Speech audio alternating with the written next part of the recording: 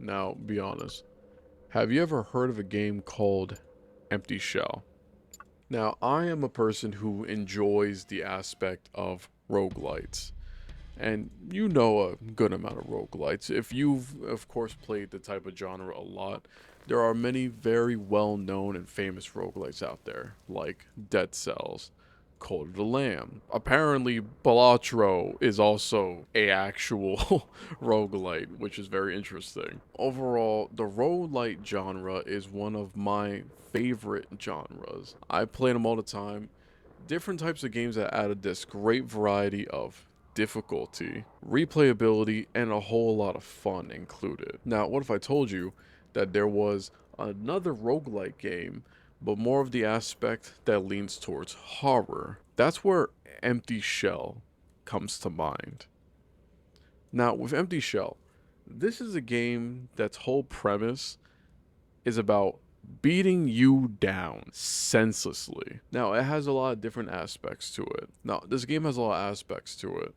But let's go to the story section. Now, when it comes to Empty Shell, the story is, from their description, it will throw you in a dark industrial environment, secret facility on a Japanese island. Each volunteer signed a contract for a recovery operation without being privy to too many details. A tense roguelike survival horror with a top down perspective. Everything about it is very quick, short, sweet, simple. So, what is Empty Shell? What is the lore? What's the story? The premise? So, with this game, you are essentially going to a island on some sort of government operation. Each person you play, you're never with the same character.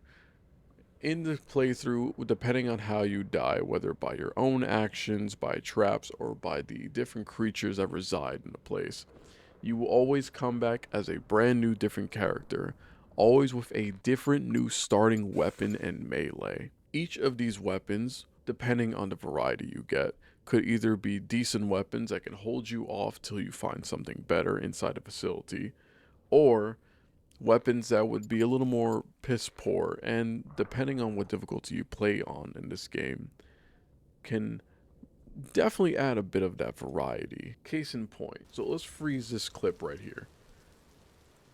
Right here, top right, we see a Muzi SMG and a crowbar.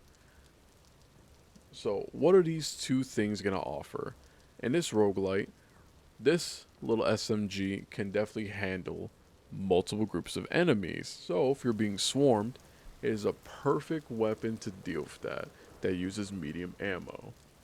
And right below it, we have the crowbar. Now, what this game has for its combat system is very simple. You, of course, WASD to move around. You use the right click and your mouse to aim your gun everywhere. And you use left click as well when you're out of aiming mode to melee. And you also have the spacebar to dodge, with F and G being the use of two different types of equipment, one from finishing each level, and another from whatever you find in facility or purchase at these little vendors that the game has. Now, with different guns, there are certain weapons that do better more than others. For example, melee. So in this clip right here, we acquire an old fireman axe. This is a melee weapon that actually could one tap a mass variety of all the enemies that you face during your playthroughs, and even do a large amount of damage on the more bigger enemies the game has. An automatic rifle that would be more consistent on higher damage output using the same ammo that the SMG has. So these are just different examples of different cases of better stuff, where the roguelite aspect starts coming into play more.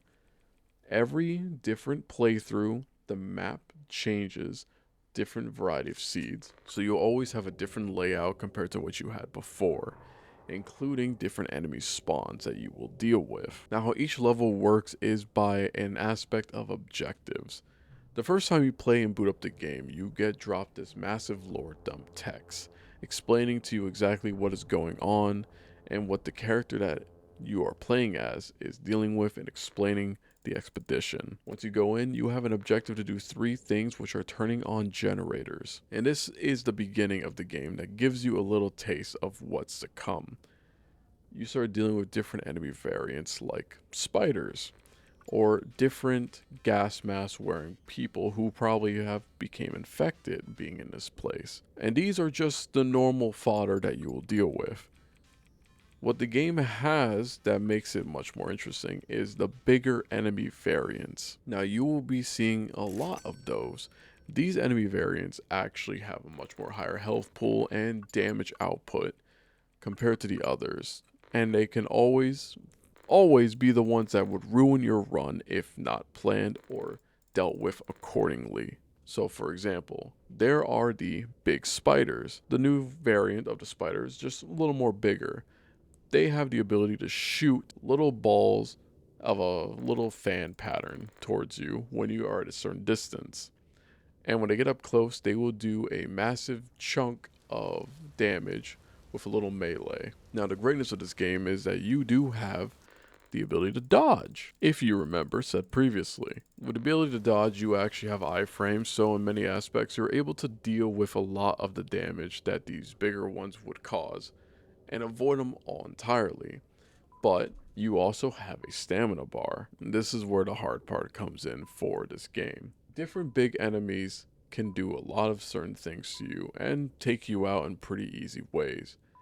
The game is very challenging compared to other roguelites I played, depending on the difficulty that you choose. Unlike certain roguelites, say like Hades, where Pack of Punishment is essentially your difficulty scaler, or other games like Risk of Rain, where you choose the aspect of 3, or if you're playing modded, 4 different difficulties, including the Eclipse, to change how the game feels and plays for your challenge. This game has the same aspect, and it goes from difficulties of easy, normal, hard, and nightmare. Now, what this game is really pushing out, I feel like nightmare difficulty is kind of the lore accurate of what this game wants you to do. They want you to play on this difficulty to get that same feeling of dread, claustrophobia, and the real pain of being in this game world. That's what I see more realistic.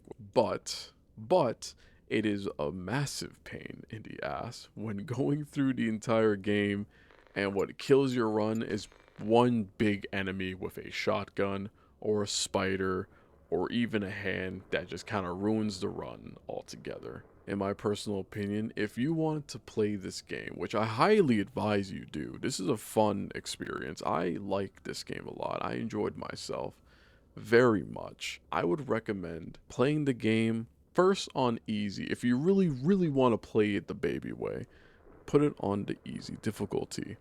It gets you a moment to kind of get your bearings, grasp the idea and concept what the game has to offer, understanding its components, and being able to kind of just enjoy the ride per se. And if you want to continue playing it and want to have more of a challenge, you can then crank up the difficulty.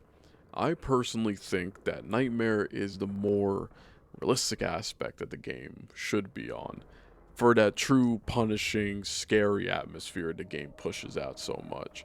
But that's just me. That's just my take. I feel like if you want to have a good hard experience, play it on the hard difficulty, and you will definitely have a hard but good time throughout the entire experience while understanding the lore as you play the game, if you're very curious about what this game has for story. Overall, for me, I would honestly give this game a solid 8 out of 10. As a random game I ended up finding from pure coincidence and decided to play and just kind of do a little review about it. Anyways, thank you all so much for watching. Be sure to like, follow, and all the other funny aspects that YouTube wants me to say. Y'all take care now. Later.